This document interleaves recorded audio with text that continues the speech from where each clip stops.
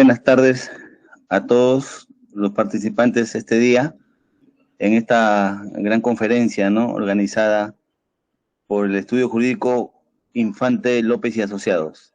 Esta ponencia va a ser dada por el doctor Víctor Jesús Infante López, quien tiene un estudio de pregrado en la Universidad Federico Villarreal, con estudios de maestría en la Universidad Nacional Mayor de San Marcos, abogado defensor en diversos casos penales emblemáticos, especializado en delitos de crimen organizado y corrupción de funcionarios, director y fundador del Estudio Jurídico Infante López y Asociados. En esta oportunidad, el doctor nos va a compartir sus experiencias sobre el tema del delito de organización criminal, que es el tema que vamos a tocar el día de hoy, ¿no?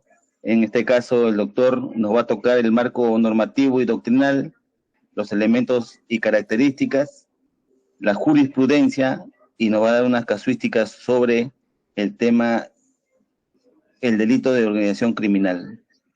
Dicho esto, le doy el pase al doctor, agradeciéndole de antemano el compartir de sus experiencias y de su conocimiento con todos nosotros.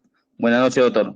Muy buenas noches, Carlos. Muchas gracias por la presentación. De la misma forma, doy la bienvenida y la muy buenas noches a todos quienes nos están acompañando el día de hoy en esta conferencia. Como ya se mencionó, el tema consiste en abarcar el delito de organización criminal. Si bien es cierto, este tema sobrepasa los límites de lo jurídico y abarca evidentemente el tema social, el tema cultural, el tema de la coyuntura nacional, el día de hoy trataremos de centrarnos eminentemente en el aspecto jurídico, doctrinal y procesal de este delito. Para tal fin, me encuentro compartiendo unas diapositivas con todos ustedes, las cuales iremos desarrollando a lo largo de esta conferencia. Como ya hemos mencionado en conferencias anteriores, vamos a tratar de brindar los aspectos más concretos de este delito. Definitivamente se podría hacer todo un ciclo de conferencias, todo un diplomado o estudios mucho más profundizados. El día de hoy estaremos en una conferencia con los aspectos más relevantes, pero siempre con la característica de la parte académica del Estudio Jurídico Infante López, que radica en poder enfocar mucho a través de la parte procesal, a través de la parte práctica, a través de la casuística, para que toda la teoría y doctrina pueda realmente sernos útil y productivo. Sin más preámbulos, procedo a continuar con estas diapositivas, ¿correcto? Para poder comprender de la mejor forma este tema, es muy importante que podamos comenzar a través de los antecedentes normativos, es decir, esta figura jurídica, este tipo penal de organización criminal es algo nuevo para el país, es algo nuevo, relativamente nuevo para las normas, para la jurisprudencia, y recién es en ese camino en el que nos encontramos. Tal es así que hace unas cuantas semanas, en diciembre del 2023, se modificó nuevamente el artículo 317 que versa sobre este tipo penal. Es por ello, reitero una vez más, que voy a tratar de analizar en este primer momento estos antecedentes normativos que nos van a ayudar a entender cómo surgió, en qué contexto surgió, para poder partir a través del día de hoy de sus consecuencias jurídicas. Para tal fin debemos recordar o remitirnos a nuestro querido Código Penal, promulgado en 1991, vale decir, hace más o menos 33 años. En este Código Penal actual no existía la figura del delito de organización criminal.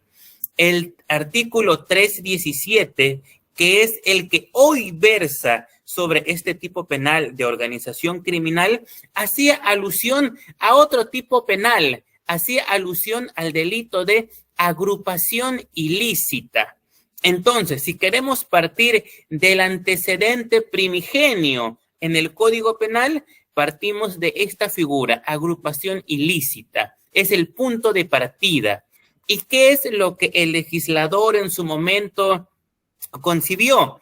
Dice, el que forma parte de una agrupación de 2 o más personas destinada a cometer delitos será reprimido por el solo hecho de ser miembro de la agrupación con una pena privativa de libertad que iba de 3 a 6 años. Con la circunstancia particular cuando la agrupación esté destinada a cometer delitos de genocidio contra la seguridad y tranquilidad pública, contra el Estado, defensa nacional, los poderes del Estado, la pena no será menor de 8 años. Entonces, punto de partida en el Código Penal, el delito de agrupación ilícita. ¿Qué año? A partir de 1991. Nótese el resaltado que no hablamos acá de organización, ni siquiera de asociación ilícita, que es el tipo penal quizás más reciente en nuestra memoria. El punto de partida fue agrupación, pero sí se mantiene de que este tipo penal era un delito en el cual igual mantiene esa subsidiariedad, toda vez que por el solo hecho de ser miembro de la agrupación ya se configuraba este tipo penal. Ahora, en el año 2000 es preciso que hagamos alusión a la Convención de las Naciones Unidas contra la Delincuencia Organizada Transnacional, la llamada Convención de Palermo, del citado año 2000. ¿Por qué es importante? Esta convención aprobada por el Estado peruano también forma parte de nuestra legislación, como todos conocemos, por derecho internacional.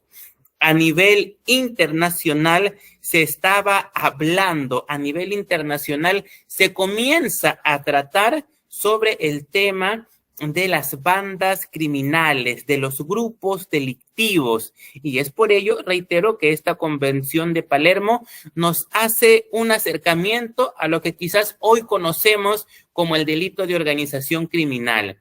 En el artículo 2, esta convención comienza a definir el término grupo delictivo organizado y lo cataloga como un grupo estructurado.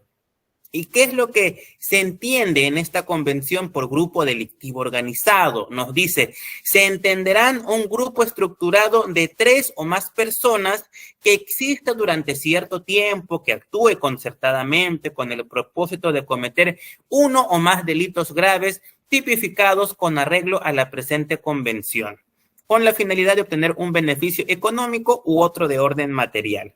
Entonces, a partir de esta convención, todas las legislaciones de todos los países miembros de las Naciones Unidas comienzan a adecuar sus normas internas, comienzan a adecuar sus códigos penales para poder abarcar y luchar contra estos denominados grupos delictivos contenidos en la Convención de Palermo. Entonces, a partir de esta convención del año 2000, 4 años después, el año 2004, nuestro Código Penal es modificado mediante el artículo 1 de la Ley 28355. Y vemos, ya en esta modificación, ya no estamos hablando de una agrupación, como decía el Código en el 91. Ahora comienza a acuñarse el término de organización, tal como se menciona en la Convención de Palermo del año 2000. Entonces vemos cómo nos vamos insertando en el orden internacional. En ese orden de ideas, el legislador nacional lo tipifica como el que forma parte de una organización de 2 o más personas destinada a cometer delitos será reprimido por el solo hecho de ser miembro de la misma, con pena privativa de libertad no menor de 3 ni mayor de 6.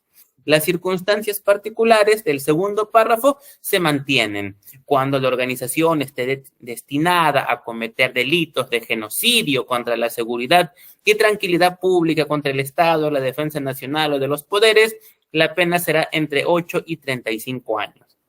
Entonces, en este recorrido por los antecedentes normativos, ya podemos ver cómo se va aproximando la norma a lo que hoy entendemos. ¿correcto? En esa misma línea, continuamos y nos damos cuenta que existe otra modificación en la década de los años 2000, esta vez en el año 2007.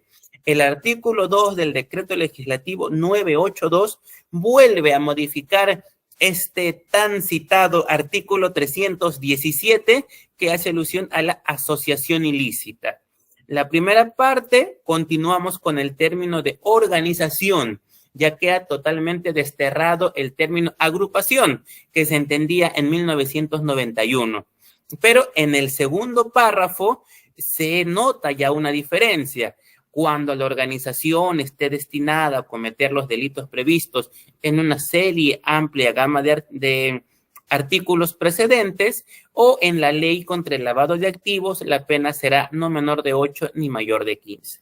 Entonces vemos, el artículo se modifica, se continúa con la visión de la Convención de Palermo utilizando el término de organización, se inserta en el segundo párrafo delitos particulares, entre ellos muy en especial el de lavado de activos. Sin embargo, hasta acá todavía no existía en nuestra legislación nacional el término o el tipo penal de organización criminal. Para poder seguir aproximándonos a lo que hoy se entiende, es que en el año 2013 se promulga la ley número 30077.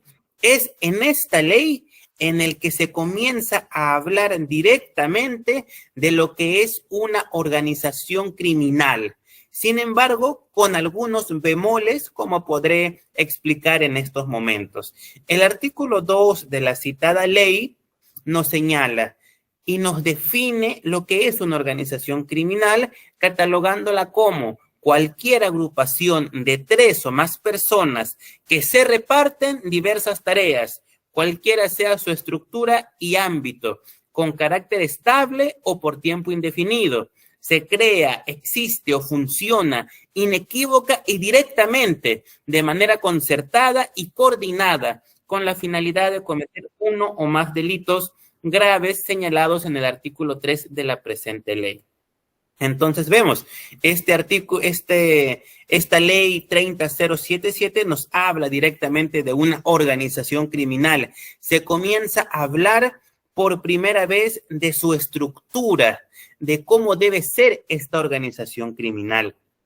En esa misma línea, dicha norma, la 30077, también nos dice la intervención de los integrantes de una organización criminal, personas vinculadas a ella o que actúan por encargo de la misma, puede ser temporal, ocasional o aislada, debiendo orientarse a la consecución de los objetivos de la organización criminal.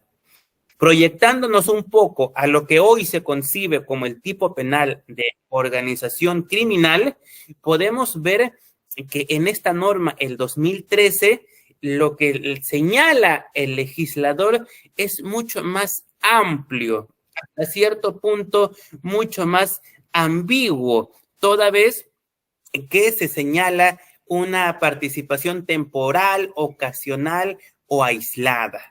Le rogaría, yo sé que este tema se puede hablar mucho, hay muchas preguntas, le rogaría por favor a quienes están levantando la mano que al término de la presentación va a haber un espacio para poder compartir y debatir todas las preguntas que puedan surgir, ¿correcto? Entonces, reitero, esto es lo que nos comienza a pintar la ley 30077. Dicha misma norma nos señala qué delitos están comprendidos en esta figura de organización criminal. Y es evidentemente una amplia gama de delitos graves, homicidio, secuestro, trata de personas y demás. Pero es importante porque también comienza a hablar de la organización criminal como una circunstancia agravante. Por ello dice, los alcances de la presente ley son de aplicación a los delitos en los que se contemple como circunstancia agravante su comisión mediante una organización criminal y a cualquier otro delito cometido en concurso con los previstos en el presente artículo. ¿Correcto? Pero eso no fue todo. Dicha ley, lo que hemos leído son los primeros artículos, pero esta norma también modifica el Código Penal, modifica el referido artículo 317. Sin embargo, no crea el tipo penal de organización criminal, sino hace que se mantenga la figura de asociación ilícita, tal como estaba previamente. El que constituya, promueve o integre una organización de 2 o más personas destinado a cometer delitos será reprimido con una pena no menor de 3 ni mayor de 6. Sin embargo, vemos que la redacción varía, pero el tipo penal seguía siendo asociación ilícita. Sin embargo, el segundo párrafo ya cambia. Ya nos dice la pena será menor de 8 ni mayor de 15, dictándose las medidas cautelares que corresponda en los siguientes casos.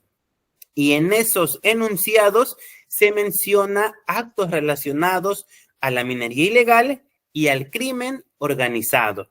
Se comienza a hablar ya directamente de este tipo. Sin embargo, reitero, no como el delito, sino como una circunstancia especial.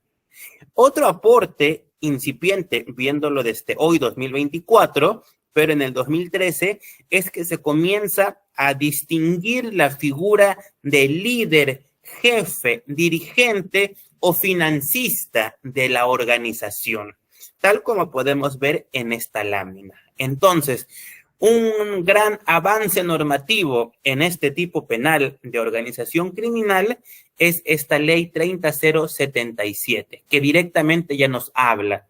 Pero ¿cuáles serían los bemoles que les pude mencionar? Que por más que habla de este tipo, de esta organización criminal, y si bien modifica el artículo 317, no crea ese tipo penal, sino mantiene la figura anterior de asociación ilícita. Es cierto, dentro de la redacción habla de organización, lo menciona como una situación especial, nos aproxima a ser líder, jefe, dirigente o el que financia, pero en sentido estricto no existía aún ese tipo penal, lo cual evidentemente en la práctica judicial generó muchos problemas, muchas circunstancias, en algunas ocasiones quizás el abuso, en algunas situaciones quizás la impunidad, toda vez que no había una base legal clara. Es por ello que conforme pasaron los años 2013, 14, 15, 16, era necesario que se salga de esa ambigüedad y se pueda tipificar como un delito claro la figura de organización criminal. Es por ello que aparece el decreto legislativo 1244 del año 2016, el cual modifica una vez más el artículo 317 y por primera vez figura como tipo penal individual y autónomo la organización criminal. Y el legislador lo tipifica de la siguiente manera: el que promueva, organice, constituya o integre una organización criminal de 3 o más personas con carácter estable, permanente o por tiempo indefinido, que de manera organizada, concertada o coordinada se repartan diversas tareas o funciones destinadas a cometer delitos, será reprimido con pena privativa de libertad no menor de 8 ni mayor de 15. Reitero, a partir de este 2016 ya es un tipo penal independiente y ya deja de figurar el tipo antiguo de asociación ilícita. Sin embargo, continuamos leyendo este tipo penal a partir de este año y también se continúa con los agravantes que ya eran vislumbrados desde antes de esta modificación y se nos señala que la pena será no menor de 15 ni mayor de 20 cuando el agente tuviese la condición de líder, jefe o financista o dirigente, o cuando producto de este accionar delictivo cualquiera de sus miembros cause la muerte o le cause lesiones graves a una persona. Entonces, así entendemos por primera vez en el Código Penal el tipo de organización criminal. Pero este decreto legislativo 1244 no solamente crea este tipo penal en el 317, sino que también inserta otro tipo penal, el de banda criminal. Como había mencionado anteriormente, con la organización criminal desaparece la figura de asociación ilícita. Entonces, podríamos señalar, para hacer las veces a ese tipo penal, se crea banda criminal, el cual en su momento es tipificado como el que constituya o integre una unión de dos o más personas que sin reunir alguna o algunas de las características de la organización criminal dispuestas en el artículo precedente, tenga por finalidad o por objeto de comisión de la comisión de delitos concertadamente, será reprimido con una pena que irá entre 4 y 8 años. Es decir, la organización criminal amerita un estándar de estructura, de coordinación, una estructura criminal con determinados elementos. Cuando la agrupación delictiva no cumpla con todo ese estándar mínimo, se podrá hablar de una banda criminal, reitero, cuando no cumpla con una o más de una de estas características. A partir de aquí, a partir de este punto, al ya existir este tipo penal, organización criminal, el tipo penal de banda criminal, a partir de este 2016, por una estrategia pública, evidentemente se comenzó a aplicar, quizás de manera desmedida, quizás de manera poco motivada o sustentada, quizás, estos tipos penales. Entonces surge el auge de los llamados megaoperativos y quizás en la televisión ya era muy frecuente comenzar a ver cada una vez al mes o con más frecuencia o con menos la captura de presuntas organizaciones criminales y figuraba la policía detenía organizaciones con 5 personas, de 10 personas, de 15, de 20, de 40, de 50 y cada vez más era frecuente ver las audiencias en Justicia TV, en los canales de la televisión, y veíamos cada una de estas presuntas organizaciones, cada uno con un nombre más particular del otro. Recordemos el caso de los Babies de Oquendo, los Topos de Lima Sur, los Intocables Ediles, los Chancheros de Villa, los mismos Cuellos Blancos, entre muchos otros, en donde iban desde quizás personas de escasos recursos, políticos, alcaldes, gobernadores regionales, últimamente hasta las más altas esferas. Entonces se convirtió en un tipo penal que pasó de ser algo nuevo, algo innovador, algo con menos de un lustro, a ser un tipo penal bastante común, un tipo penal que en el día a día comenzaba a crecer, entre comillas. Entonces, evidentemente, al no haber una jurisprudencia desarrollada, al no existir quizás casaciones o plenos, resoluciones de la Corte Suprema que puedan dar luces a este tipo penal, reitero, nuevo en nuestra doctrina, es que evidentemente pudo haber surgido en algunos casos abuso, en algunos casos impunidad. Es por ello que el Poder Judicial se reúne, los magistrados competentes, acompañados también de distintos juristas, y se publica el Acuerdo Plenario 1 del 2017. Todo lo que vamos a leer en estas diapositivas es lo que nos dice el acuerdo plenario. ¿Y qué fue quizás la finalidad de este acuerdo? Hablarnos sobre la estructura criminal y decirnos, oiga, señor juzgador, señor fiscal, señores abogados, señores policías, para que exista este tipo penal de organización criminal, es importante que se pueda acreditar que realmente existe una estructura criminal. El Ministerio Público, el pretensor penal, tendrá que acreditar, y no es posible que se hable de una organización criminal únicamente con meras afirmaciones. De manera genérica, podría yo brindar ese contenido esencial del acuerdo plenario, el cual nos dirá, como vemos acá, la estructura criminal como elemento central para la configuración de la imputación concreta, para evitar imputaciones meramente nominales. Y esta frase, reitero, no lo digo yo, esta frase figura expresamente. Y es más, el acuerdo plenario va más allá y señala para evitar meramente imputaciones nominales por parte de la policía y que son recogidos por el Ministerio Público. Entonces, reitero, como hablaba en la diapositiva anterior, al ser algo tan común, evidentemente hubo un desorden en la aplicación de este tipo penal y por eso el acuerdo plenario hizo el intento de poder dar pautas concretas.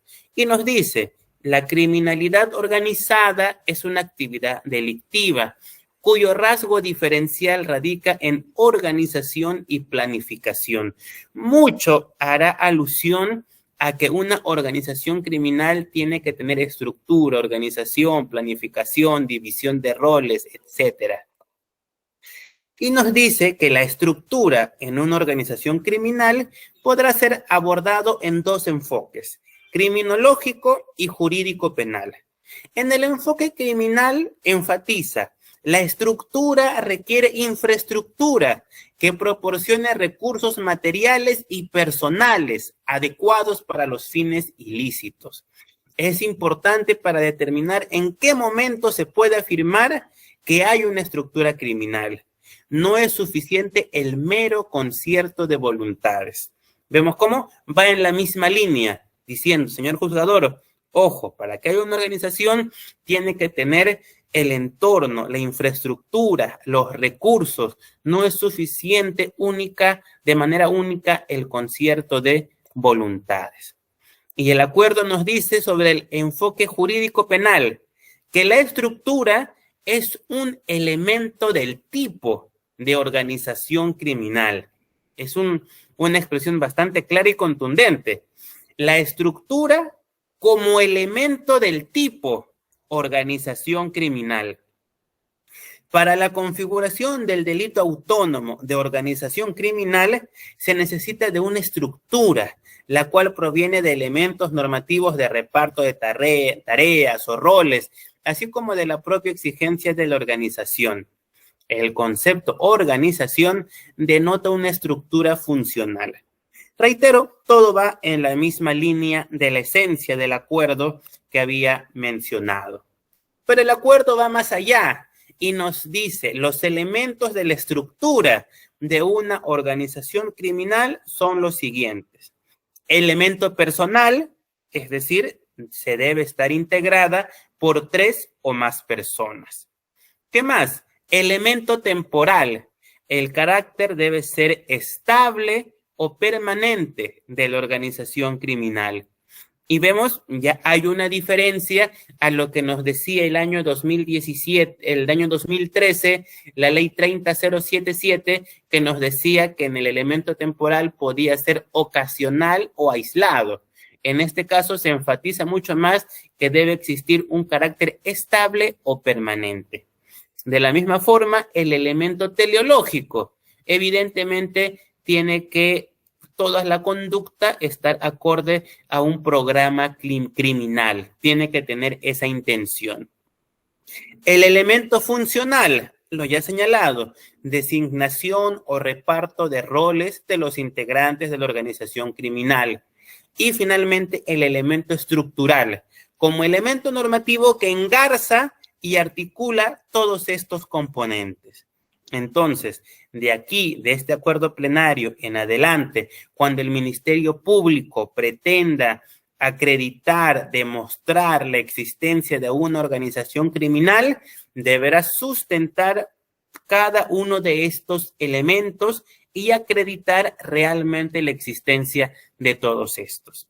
Si es que alguno de estos no existiese, entonces se podrá optar, reitero, por la tipificación de banda criminal. El acuerdo también nos dirá, la estructura implica un nivel de coordinación entre un nivel y otro. No se configura una organización criminal solo porque exista actuación conjunta para la comisión de un delito. El elemento estructural, detallado en la diapositiva anterior, es imprescindible. El titular de la acción penal debe postular elementos fácticos vinculados a la estructura que tiene que probar. Imaginemos, ¿no? Especulando un poco, qué tan quizás desorden o falta de dinámica procesal se habrá evidenciado en esos años que el Poder Judicial de manera expresa le llama la atención, entre comillas, al Ministerio Público y enfatiza que debe de postular elementos fácticos vinculados a la estructura que tiene que probar.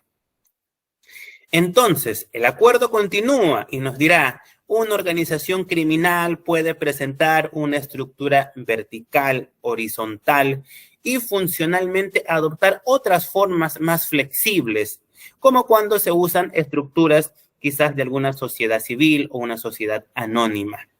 Y también, reitero, en base a lo que había hablado anteriormente, antes de este acuerdo plenario con los megaoperativos, se abarcaba mucho entidades del Estado, direcciones, ministerios, municipalidades, gobiernos regionales, y en la práctica judicial, en el día a día, yo también pude observar que al momento que el Ministerio Público pretendía justificar o explicar cómo era la estructura de la organización criminal, equiparaba la estructura a la estructura de la entidad pública.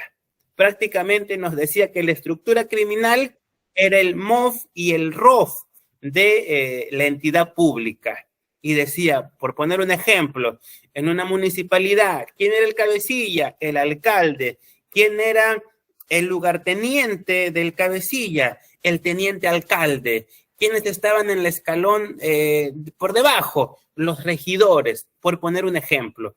Y reitero, se equiparaba la estructura criminal con el ROF y el MOF institucional. Es por ello que el acuerdo plenario no lo deja de lado, no mira por otro lado y nos dice, equiparar la estructura de un organismo público con una organización criminal no es correcto. Una institución pública no es en sí un aparato criminal. Y esto, a pesar del acuerdo plenario, hoy en día se ve en muchísimas acusaciones del Ministerio Público. Al momento de estructurar la organización, reitero, la equiparan con los cargos funcionales. Y culminará este acuerdo plenario diciendo que lo que se ha buscado es acordar pautas interpretativas para los órganos jurisdiccionales de este sistema de administración de justicia penal. Entonces, hasta acá podemos recordar un poco los antecedentes normativos que hemos estado hablando. Punto de partida, tenemos, reitero, vamos a recordarlo brevemente lo que hemos ido conversando. Punto de partida de este artículo 317 del Código Penal es lo que nos señalaba el Código de 1991 con el tipo de agrupación ilícita. Posteriormente, en el año 2000, tomamos como punto de inflexión la Convención de las Naciones Unidas, la Convención de Palermo, en el cual a nivel internacional se comienza a esbozar la figura de grupo delictivo organizado y también la figura de su estructura. A consecuencia de esta normatividad internacional, supranacional, es que 4 años después el legislador nacional, mediante la ley 28355, modifica este artículo 317 y si bien es cierto, continuamos con el tipo penal de asociación ilícita, ya no se utiliza el término agrupación, sino organización, yendo en la línea, reitero, de la Convención de Palermo. Posteriormente, 3 años después, el 2007, el legislador nacional vuelve a realizar una modificación, manteniendo la figura de organización, pero a su vez todavía existía el tipo de asociación ilícita y no existía el tipo penal de organización criminal. Posteriormente, como ya detallé, aparece el año 2013 la ley 30077. En esta ley, por primera vez, se habla directamente de la figura, del término organización criminal. Se comienza a hablar de estructura, ámbito, concertación de voluntades y demás. Sin embargo, como mencioné, el bemol que puede tener esta norma es que si bien es cierto, modifica el Código Penal, modifica el artículo 317, no se atreve a generar el tipo penal de organización criminal, sino hace que se mantenga todavía la figura de asociación ilícita. Y si bien es cierto, señala la palabra crimen organizado, lo hace como una situación particular. Y si bien es cierto, nos acerca y agrega la figura de líder, jefe, dirigente o financista de la organización, todavía no existía el tipo penal de manera clara, lo cual evidentemente generaba cierto desorden y poca uniformidad al momento de administrar justicia. Entonces, reitero, porque esto ya lo hemos hablado en la parte inicial de la conferencia, el 2016 es recién con el decreto legislativo 1244 que se tipifica, se modifica el 317 y nace el tipo penal de organización criminal con el contenido que ya hemos hablado. Al desaparecer el tipo de asociación ilícita, el legislador nacional crea el tipo penal de banda criminal, que en grandes rasgos será cuando no se reúna algunas de las características del tipo penal de organización criminal. Podría decir que hace las veces del delito anteriormente tipificado de asociación ilícita. Sin embargo, banda criminal también tendrá sus características propias, que sería materia de otro conversatorio, pero también tiene sus propias características muy particulares, dentro de ellas que hace alusión directamente a delitos comunes, a delitos violentos, a delitos pequeños, por poner un ejemplo. Entonces, a partir del 2016 ya están tipificados como delitos, se comienzan a aplicar, podríamos decir de manera indiscriminada. Cada mes aparece un nuevo megaoperativo, cada uno con una presunta organización criminal con un nombre más particular que el otro. Sin embargo, al ser una figura nueva, como ya mencioné, no existía jurisprudencia, casaciones, no existía uniformidad. Entonces aparece el acuerdo plenario 1 del 2017, en el que, como ya mencioné anteriormente, considero que el centro que quiere transmitir el Poder Judicial es decir, oiga, señor juzgador, señor fiscal, señor abogado, señor policía, para que hablemos de una organización criminal, para que se configure ese tipo penal, es un elemento constitutivo que exista una estructura criminal. Si no hay una estructura criminal acreditada, no existe esa imputación concreta. Y nos va a hablar de los elementos de una organización criminal, elemento personal, temporal, teleológico, funcional y estructural. Entonces, el Ministerio Público deberá acreditar cada uno de estos elementos para poder sostener la existencia de una organización criminal. Entonces, hasta acá es lo que hemos conversado en lo que va de la conferencia. Pero como mencioné, estos antecedentes normativos se renuevan constantemente, como hemos visto a lo largo de los años. Tal es así que mediante decreto legislativo 1611, publicado en el Diario Oficial del Peruano en diciembre del 2023, vale decir, hace 2 o 3 semanas, se vuelve a modificar el artículo 317 y podemos decir que el tipo penal actual es el que podemos encontrar ahora. ¿Qué nos dice el legislador? El que promueva, organice, constituya o integre una organización criminal de 3 o más personas con carácter estable, permanente o por tiempo indefinido, que de manera organizada, concertada o coordinada se repartan diversas tareas o funciones destinadas a cometer delitos, será reprimido con una pena no menor de 8 ni mayor de 15. Y nos dirá el segundo párrafo: la pena será no menor de 15 ni mayor de 20 en los siguientes supuestos: cuando el agente tuviese la condición de líder, jefe, financista o dirigente de la organización criminal; cuando producto del accionar delictivo de la organización criminal, cualquiera de sus miembros cause la muerte de una persona o le cause lesiones graves a su integridad física o mental.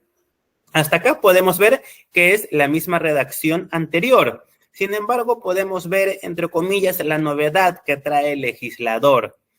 B. Cuando el agente se identifique, haga uso o se valga de marcas, señales, objetos, códigos, nombre o seudónimo de una organización criminal nacional, internacional o transnacional, con fines de intimidación, prevalencia o hegemonía de la actividad criminal a la que se dedica. Creo que todos en algún momento hemos escuchado que en nuestro país mucho se legisla en base a la coyuntura, y considero que esta modificación es un mejor ejemplo. Creo que en las últimas semanas o meses se hablaba de organizaciones o de grupos de personas que tomaban el nombre de organizaciones criminales extranjeras. Es por ese sentido, de esa coyuntura, que se ha modificado la norma. Los resultados, evidentemente, serán objeto de análisis por quien corresponde. Sin embargo, siempre considero un principio general que no va a traer buenas consecuencias el legislar en base a la coyuntura. Pero bueno, este es el tipo penal actual que figura en el año actual 2024 a través de las modificaciones o la última modificación realizada en diciembre del año anterior. Entonces, habiendo hecho este recorrido de los antecedentes normativos, creo que de una u otra forma ya estamos inmersos en este tipo penal. Sin embargo, esta figura de organización criminal también ha traído modificaciones o puntos a evaluar en los aspectos procesales. En el aspecto procesal también se ha modificado mucho el Código Procesal Penal en base a la forma en la que ha ido avanzando las modificaciones sustantivas. Como podemos ver en la imagen, y señalé hace poco, esta figura penal de organización criminal, al ser nueva, ha rebasado en parte la realidad y también ha rebasado la infraestructura del Poder Judicial. Antes no era tan común ver audiencias con 30, 40, 50 personas, cada uno con su abogado, con el público, con la prensa. Evidentemente, como punto de partida, el Poder Judicial no contaba con esa infraestructura. Tal es así que se ha tenido que crear una corte de justicia especializada en este tipo de delitos. Es por ello que sale la Corte de Justicia especializada en justicia penal, ¿correcto? La Sala Penal Nacional, con su sede en el centro de Lima, la cual ha sido ambientada con salas de audiencias amplias, evidentemente en la mayoría de casos insuficientes, para abordar temas de organización criminal cuando ésta o su accionar delictivo sobrepase más de un distrito judicial. Sin embargo, yendo a la parte normativa procesal, podemos partir inicialmente de los plazos de la investigación. Todos conocemos nuestro Código Procesal Penal, nos va a hablar de 3 etapas: la investigación preparatoria, la etapa intermedia y el juicio oral. Todos sabemos, la investigación preparatoria se podrá subdividir en 2 partes o momentos. Inicialmente la investigación preliminar, seguidamente la investigación preparatoria formalizada. En la investigación preliminar, una investigación común tendrá un plazo máximo de 120 días o 4 meses. Una investigación compleja podrá tener hasta 8 meses de investigación preliminar. Y una investigación contra personas que presuntamente forman parte de una organización criminal, el plazo podrá expandirse hasta 36 meses. Entonces, procesalmente es muy distinto llevar una investigación común, compleja, que de una vinculada a organización criminal. 36 meses son 3 años solamente de investigación preliminar. Ahora, si partimos de la investigación preparatoria formalizada, una investigación común tiene el plazo de 4 meses, prorrogables por 2 meses adicionales.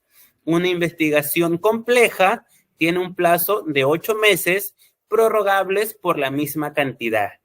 Y una organización criminal o una investigación contra personas que pertenecerían a una organización criminal tiene el plazo de 36 meses, que podría ser prorrogable por el mismo plazo de 36 meses. Entonces, estaríamos hablando, en el mayor de los plazos, una investigación preliminar de 36 meses, una investigación preparatoria formalizada de 36 meses y una prórroga también de 36 meses. Estaríamos hablando, evidentemente, de 9 años de una investigación. Sin embargo, el Código Procesal así lo permite. Evidentemente, al tratarse de la investigación preparatoria, para requerir la prórroga se necesita una disposición que lo requiera al juez de garantías, al juez de investigación preparatoria, y el juez de investigación preparatoria, previa audiencia oral, determinará si corresponde o no. Sin embargo, el margen de plazos para este tipo de delitos es el que acabo de señalar.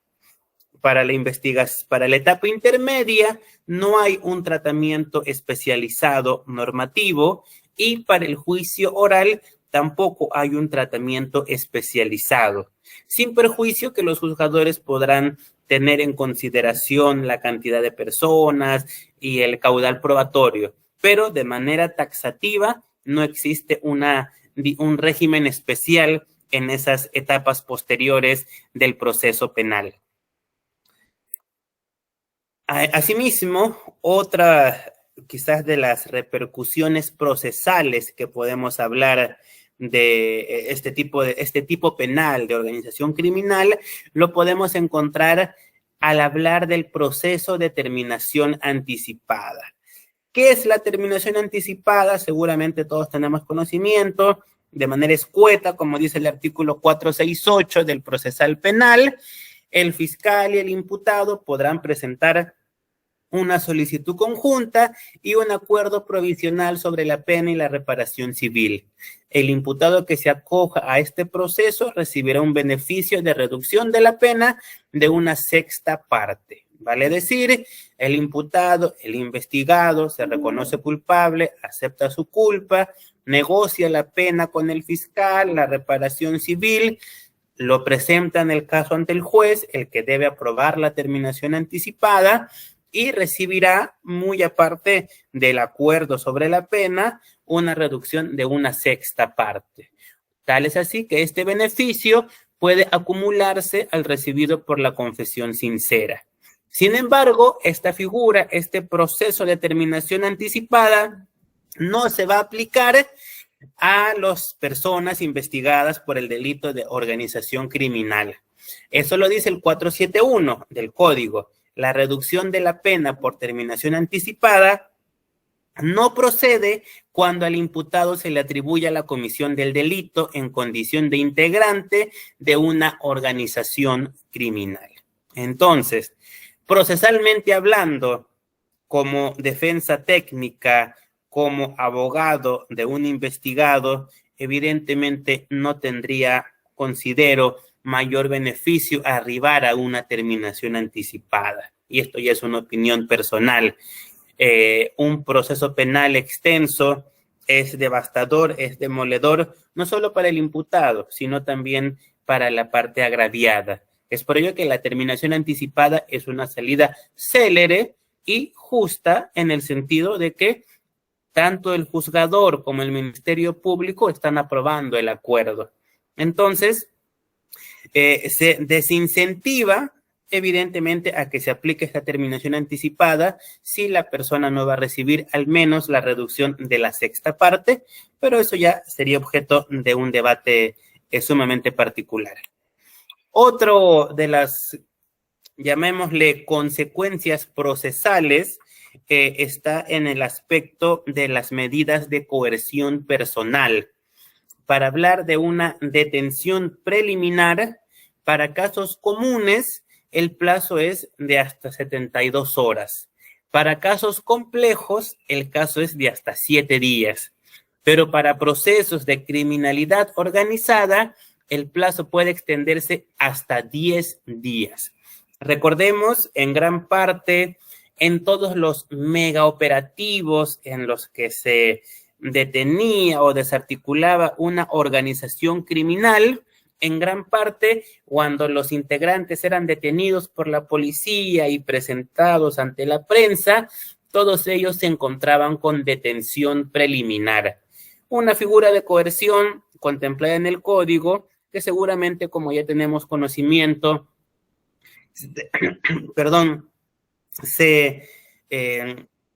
es realizada, es aceptada por el juzgador de manera unilateral y sin contradictorio, en el sentido de que para que se lleve a cabo una detención preliminar no se le notifica al investigado, no hay una audiencia donde su abogado pueda alegar o contradecir. Si el juzgador lo acepta de manera discreta, sin que tenga conocimiento el investigado, reitero, ya se encuentra con una orden de detención preliminar. 72 horas, 7 días o 10 días en su mayoría de megaoperativos. ¿Y cómo era el modus operandi? Y no lo estoy juzgando, en la mayoría de estos megaoperativos. La detención preliminar se iba con esa orden al domicilio del investigado, se le detenía, en la gran mayoría de casos se le llevaba a la sede de la DIVIAC, ubicada en la Avenida España, ahí eran detenidos 10 días. ¿Qué pasaba luego de los 10 días? ¿Salía? No. Evidentemente, en los 10 días el Ministerio Público realizaba las acciones de investigación indispensables y en su gran mayoría de casos solicitaba una prisión preventiva. Entonces, muchas veces cuando se solicita una audiencia de prisión preventiva y el investigado tiene la duda, en la mayoría de veces no asiste. Sin embargo, en estos casos se realizaba la audiencia, pero el investigado se encontraba detenido porque estaba con la medida de coerción de la detención preliminar. Y también diré el código, la detención preliminar son 10 días, pero si el Ministerio Público solicita la prisión preventiva, se quedará detenido hasta que se realice la audiencia de prisión preventiva y esta culmine. Entonces, bueno, reitero, el plazo de detención preliminar en este tipo materia de análisis es de hasta 10 días. Y la prisión preventiva que mencionaba, para procesos comunes, el plazo ordinario es de 9 meses, que pueden ser prolongados otros 9 meses adicionales. En los procesos complejos, el plazo es de 18 meses, prolongables 18 meses adicionales. Y en los procesos de criminalidad organizada, el plazo de una prisión preventiva es de hasta 36 meses, que pueden ser prolongados 12 meses. Hay un error de tipeo, pueden ser prolongados 12 meses. ¿Y por qué 12? ¿Y por qué en los otros tipos de procesos si la prolongación abarca la misma cantidad de tiempo? Porque como encontramos en las normas internacionales, como habíamos hablado, la Convención de Palermo y demás, los instrumentos, reitero, supranacionales nos señalan que la prisión preventiva de todo sujeto no debería superar los 48 meses. Entonces, la legislación internacional forma parte de la nacional, entonces, en los casos de crimen organizado, la prolongación no puede sobrepasar los 48 meses. Por eso, el plazo ordinario, reitero, es de 36 meses, prolongables solamente por 12 meses adicionales, con lo cual sumarían 48 y estamos enmarcados dentro de la normativa internacional. Ahora, hasta acá hemos visto en la primera parte la parte sustancial, la parte de la evolución normativa. Actualmente nos hemos detenido de manera sucinta en las consecuencias procesales que tiene este tipo penal. A continuación vamos a ver una casuística, me voy a permitir compartir una casuística de un caso que pudo ver nuestro estudio jurídico sobre una organización criminal. Vamos a no juzgar el contenido, pero sí analizarlo desde el punto de vista procesal y ver cómo todo lo que hemos hablado previamente se aterriza aquí. Había mencionado que a partir del año 2016 es que se tipifica el delito de organización criminal y comienzan a ser cada vez más común los megaoperativos. En este caso vamos a hablar de una investigación bastante mediática, denominado como el caso Los Rucos. Este caso que se realizó en su momento en el megaoperativo, cuando salió en las noticias, con aproximadamente 50 personas. Ya nos podremos imaginar su audiencia de prisión preventiva con 50 personas, 50 abogados, y toda la prensa y reventando la sala judicial. Un poco lo que hablaba de cómo este tipo penal sobrepasó la sociedad, sobrepasó quizás la doctrina y también sobrepasó la infraestructura del Poder Judicial. Pero bueno, este caso comienza evidentemente con una investigación preliminar y quisiera acá que podamos ver las fechas. La investigación preliminar comienza con la disposición número 1 el 5 de mayo del 2016 y comienza a partir de la denuncia realizada con un código de reserva, inicialmente dirigida contra los que resulten responsables. Entonces, investigación preliminar inicia el 5 de mayo del 2016.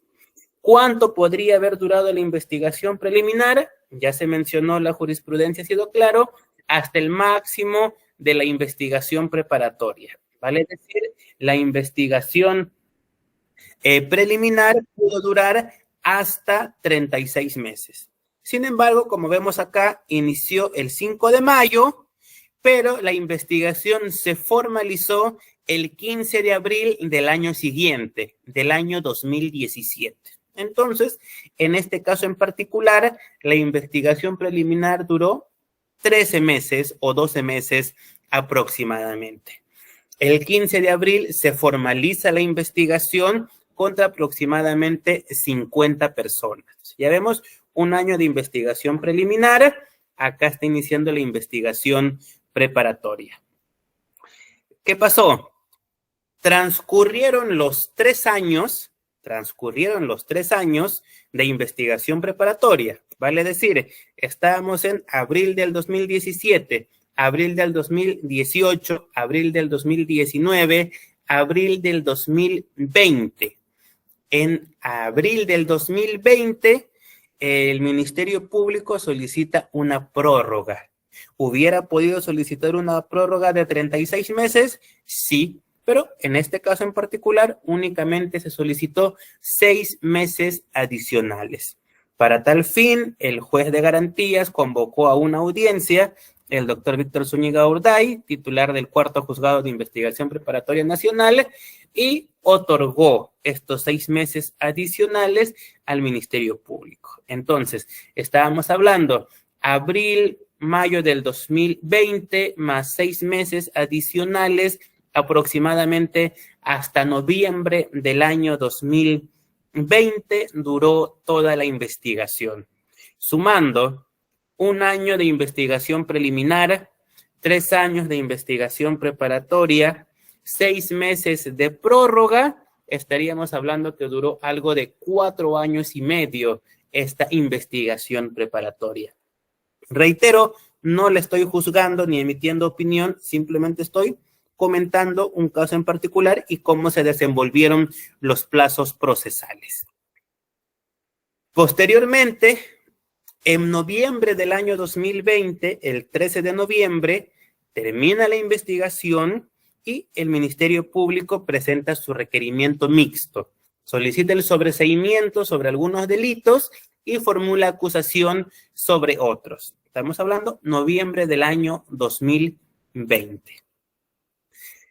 Posterior a ello, se inicia la etapa intermedia que comienza a un mes después, fue bastante célere, si no me equivoco, en diciembre del año 2020 comienza la etapa intermedia, el control de acusación, las observaciones formales, los pedidos de sobreseimiento, los pedidos de excepciones, el ofrecimiento de medios probatorios, su admisión y demás. Demoró aproximadamente 7 meses. Y es recién, como vemos acá, que el 16 de julio del 2021 se emite el auto de enjuiciamiento, donde, tal como lo dispone la normativa del Código Procesal Penal. ¿Correcto? Posteriormente, el juzgado remite los actuados al juzgado colegiado penal propiamente y 6 meses después, en diciembre del año 2021 comienza el juicio oral. Está de más decir que para una investigación con más de 50 personas, el juicio oral duró más de 1 año, siendo la primera sesión el 1 de diciembre, y como vemos acá un pequeño resumen que nos envió el juzgado con los alegatos preliminares, alegatos, pedidos, nuevas pruebas y demás.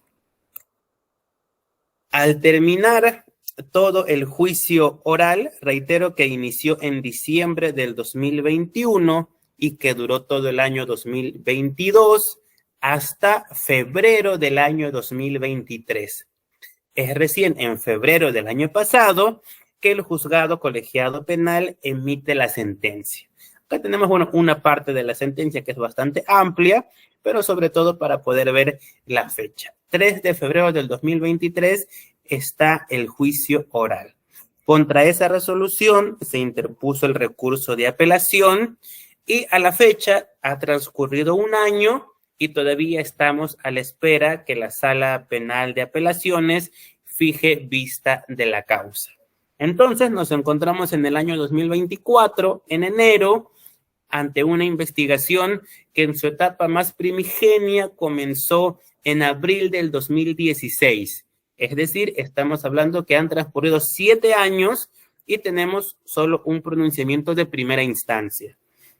Así que lo expongo, reitero, para ver un poco la dinámica procesal. Insisto una vez más, no la estoy juzgando, evidentemente es un caso extenso, pero para hacernos una idea, que seguramente muchos de los que estamos acá ya la conocemos. También me permito, en esta misma casuística, poder hacer alusión a la influencia del tipo penal en la parte procesal, específicamente en las medidas de coerción, en la prisión preventiva. Al haber sido solicitada la prisión preventiva, el juzgado de garantías fijó fecha de prisión para el 17 de abril del 2017. Recordemos, la formalización fue también en abril del 2017, entonces fue en esa misma línea, cuando se hizo las detenciones preliminares, que se pide la prisión preventiva. El juzgado la declara fundado, y como vemos acá, la declara fundada del 6 de abril del 2017 hasta el 5 de abril del año 2020, ¿vale? Es decir, 36 meses de la prisión preventiva, 36 meses. Pasaron los 36 meses y el Ministerio Público solicita la prolongación de la medida por el máximo permitible, que ya habíamos señalado que son 12 meses. Solicita la prolongación, el cuarto juzgado de investigación preparatoria nacional declara fundado el requerimiento fiscal y prolonga la prisión por 12 meses más. Contra dicho auto se interpuso recurso de apelación y la Sala Penal de Apelaciones, la segunda Sala Penal de Apelaciones Nacional, en agosto del 2020 declara fundado los recursos presentados por este estudio y revoca la prolongación y dispone la libertad inmediata. Sin embargo, muchas de estas personas estuvieron privadas de su libertad los 36 meses y lo que duró hasta que la segunda instancia nos da la razón. Otros de los investigados sí tuvieron que completar sus 12 meses adicionales y cumplieron 4 años privados de libertad. Dentro de la sentencia, algunos fueron absueltos, otros no. Reitero, no estoy emitiendo pronunciamiento ni juzgando, sin embargo, solamente describo la realidad para hacernos una idea de cómo se desenvuelven estos procesos que también son harto conocidos seguramente por todos nosotros. Dicho eso, me permito no expandirme mucho más en esta conferencia. Espero que la información brindada les haya podido servir, les haya podido aproximarnos a este tipo penal, podríamos decir, tan interesante, sin embargo, con tantas consecuencias para la sociedad, para los investigados, para los agraviados, que en cada caso concreto se determinará en el juzgado, seguramente con una actitud bastante participativa del abogado. Yo personalmente debo señalar que en este tipo de casos se necesita una defensa técnica que sea investigadora, que busque los medios de prueba, que pueda presentarlos, que pueda ofrecerlos, de la misma forma como en todos los tipos de delitos. Dicho esto, termino mi exposición. Si hubiera alguna pregunta o algún comentario, les cedo el uso de la palabra a los participantes que así lo deseen realizar. Así que si alguien desea tomar la palabra, puede levantar la mano. El usuario Carlos Ortiz levantó la mano, por supuesto, lo escuchamos. Sí, ¿me escucha? Buenas noches, doctor. Buenas noches, sí se le escucha muy bien. Díganos. Bueno, mi preocupación es la siguiente. Yo quisiera obtener certificación de esta charla. Ese es el punto 1. La certificación me daría derecho a tener una copia de esta disertación. Gracias. Muchas gracias, no se preocupe. Para responderle a usted primero, lo que es esta conferencia está siendo grabada. Apenas termine y descargue el video, va a ser subida de manera pública en nuestro Facebook del Estudio Jurídico Infante López. Así que la grabación cualquiera la puede ver y descargar libremente de nuestro Facebook y también va a ser subida a nuestro canal de YouTube, igual Estudio Jurídico Infante López. Así que sobre el video va a ser totalmente público. Como sabemos, esta conferencia es totalmente gratuita. Quien desee la certificación, nos escriben en nuestro Messenger, nos colocan por favor su nombre y su DNI y se les va a enviar el certificado de manera virtual con un código QR a los interesados que así lo deseen. Reitero, solamente por el Messenger nos colocan su nombre y su DNI, el comprobante del depósito y se les va a estar enviando su certificado de manera virtual. Y reitero una vez más, la grabación va a ser libre y va a ser colgada en nuestro Facebook y en nuestro canal de YouTube. Espero con eso haber solucionado su pregunta y de la misma forma, si es que alguien más quisiera tomar el uso de la palabra, el señor Davis, el usuario Davis también, bienvenido, puede compartirnos lo que desee. Doctor Infante, muy buenas noches. Agradecido por la exposición. Ha sido bastante ilustrativa. Quería, hacer unas preguntas, quizá un poco me vaya un poco del tema, pero creo en mi particular entender está muy relacionado al aspecto de la criminalidad organizada. Primero, quería saber su opinión respecto a la intención, pues, que se está dando de otorgar un plazo determinado a los procesos especiales de colaboración eficaz. Que dicho sean de paso, son procesos que abundan o coadyuvan de especial manera para tener pues mayor información de las actividades delictivas de las organizaciones criminales. Segundo, quisiera si estuviera la posibilidad de ahondar algunos aspectos respecto a las técnicas especiales de investigación en organizaciones criminales. Muchas gracias, doctor. Claro, excelente, muy buenas aportaciones. Mire, en primer lugar, respecto al tema de los colaboradores eficaces, también este estudio tiene algunos casos en los cuales estamos en dichos procesos. Si bien es cierto, considero que hace algunos años era mucho más abierto esta figura y había mucha más libertad. Quizás en nuestro país, cuando hay tanta libertad, en algunos casos no es usada de una manera adecuada.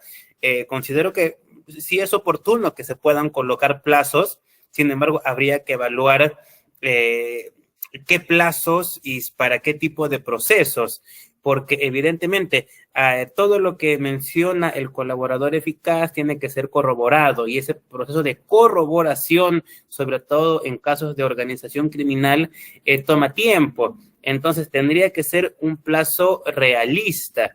Vemos cómo una investigación preparatoria podría durar hasta 9 años. Si fuera 3 años de diligencias preliminares, 3 años de investigación preparatoria formalizada, 3 años de prórroga, hablamos de 9 años.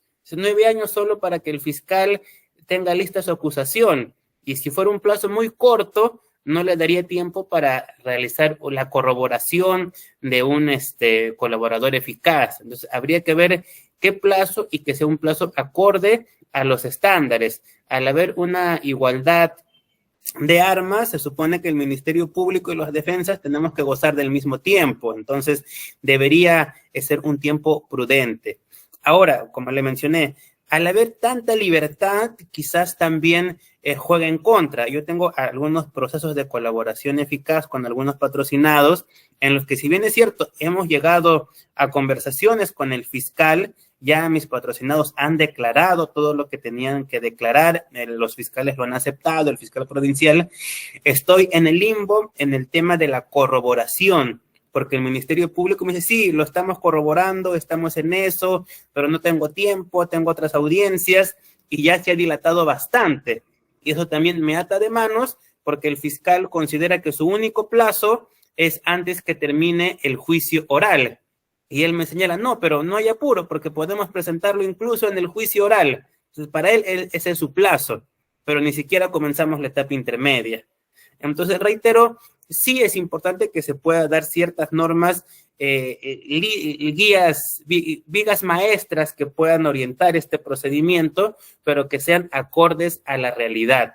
Porque si dan plazos muy cortos, evidentemente no se va a poder corroborar y judicialmente se va a caer. Entonces, yo considero que es una figura importante, pero que lo más resaltante es que el juzgador haga una buena labor de corroboración, porque en casos en los que mis patrocinados no se acogen a la colaboración, pero otros investigados sí, si el juez acepta esa colaboración, ya le da calidad de cosa juzgada, pero si no es bien acreditada, está perjudicando, porque está dando por sentado hechos que aún no están probados. Entonces, yo más enfatizaría en los filtros del Ministerio Público de realmente acreditar la información, en el filtro del juzgador que pueda acreditar, porque en la práctica judicial cualquier investigado con la soga al cuello evidentemente firma cualquier cheque en blanco con tal de obtener el beneficio. Y yo creo que humanamente es natural, pero para eso tiene que existir el filtro tanto del Ministerio Público como del juzgador. En conclusión, sí estoy de acuerdo que se pueda aterrizar un poco, porque sí veo que es un poco amplio, no está muy normado esta figura, pero acorde a la realidad y realmente plazos que sirvan en el día a día judicial o de litigación. Le agradezco, doctor, muy amable. Listo.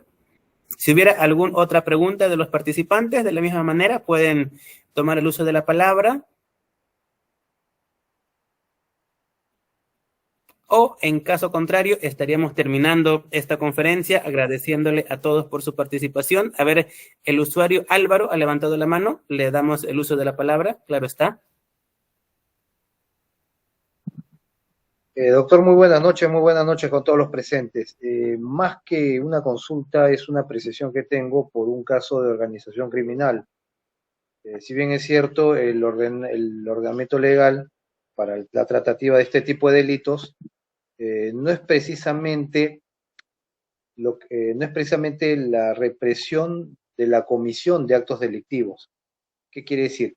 He llevado un caso muy particular en el cual, curiosamente, el Ministerio Público determina una supuesta organización criminal, investiga a esta organización, pero lo que llama mucho la atención es que los delitos que supuestamente se han cometido por parte de esta supuesta organización, todos han sido archivados justamente por falta de elementos de prueba por parte del Ministerio Público en las respectivas dependencias o fiscalías, ¿no? Y sobre todo, doctor, me llama mucho la atención de que el Ministerio Público actúe o aperture una investigación sobre hechos que han sido archivados o que han tenido calidad de ya de cosa juzgada, por así decirlo, ¿no? Más que nada me llama la atención porque justamente viene revisando la doctrina, revisando se puede decir las opiniones de otros letrados.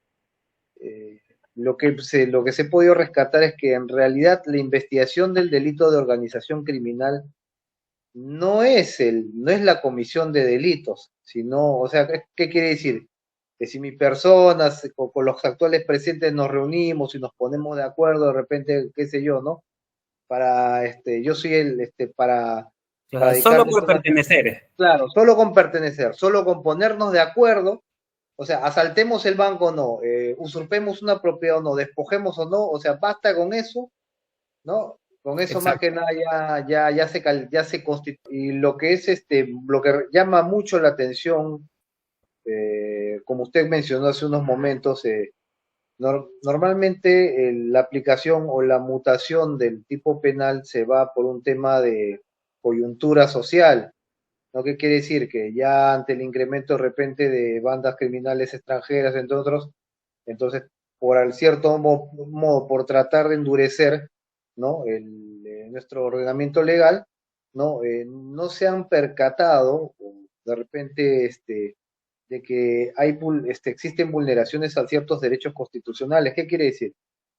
Hace poco también había un caso similar en la zona de Puente Piedra, donde se han capturado unas personas porque acudieron a una pollería. Acuden a una pollería. Entonces, pero, a ver, para empezar, las pollerías son lugares públicos.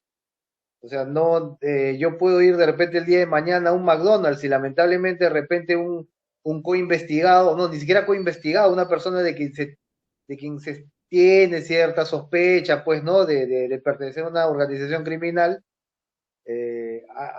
digamos que asiste al mismo lugar, que es un lugar público, ¿no? Entonces, por el simple hecho de asistir al mismo lugar o a comprar en el mismo supermercado, ¿no? Empiezan las intervenciones policiales, lo famoso, como comentó usted hace un momento, los operativos o megaoperativos. Pues es verdad, se está endureciendo por un lado el tipo penal, pero no se están percatando de que se están vulnerando ciertas libertades constitucionales, ¿no? Gracias a Dios, los jueces de investigaciones preparatorias, bueno, más dicho, los jueces de garantías constitucionales, podrían sí admitir ciertos recursos que son como tutelas de derechos, para empezar, ¿no? A fin de que evitar de que es verdad, si bien es cierto que existe una investigación, pero con el afán de investigar, no se pueden vulnerar derechos que están protegidos por la Constitución. O sea, lo que tienen que tener en cuenta muchas veces incluso el magistrado es que el Código Penal no está por encima de la Constitución, por así decirlo, ¿no? Es correcto, es correcto. Lamentablemente se ha visto, y creo que es objetivo, porque en el acuerdo plenario el mismo Poder Judicial lo reconoce, un abuso, quizás mucha facilidad en colocar organigramas, en querer fundamentar, y en gran parte es el problema de legislar en base a la coyuntura. Y es cierto, el país o los ciudadanos somos todos. Habrá personas que con figuras forzadas son involucradas en las investigaciones. Habrá personas que quizás sí su conducta, su actuar sí está tipificado, pero al generar un tipo penal tan genérico que al final se ha ido reduciendo un poco, pero todavía continúa siendo fácilmente utilizable. Por poner el ejemplo del caso que mencioné de la organización criminal Los Rucos, la prisión preventiva fue contra 43. De esos 43, en el juicio oral, el mismo fiscal retira la acusación contra 25 y señala que corresponde el sobreseimiento. Pero de esos 25, casi todos estuvieron los 3 años de prisión preventiva más la prórroga. Entonces, me gustaría ver, no sé si en algún momento conseguir las estadísticas, qué porcentaje de personas que están en una investigación formalizada por organización criminal, qué porcentaje es los que realmente son sentenciados.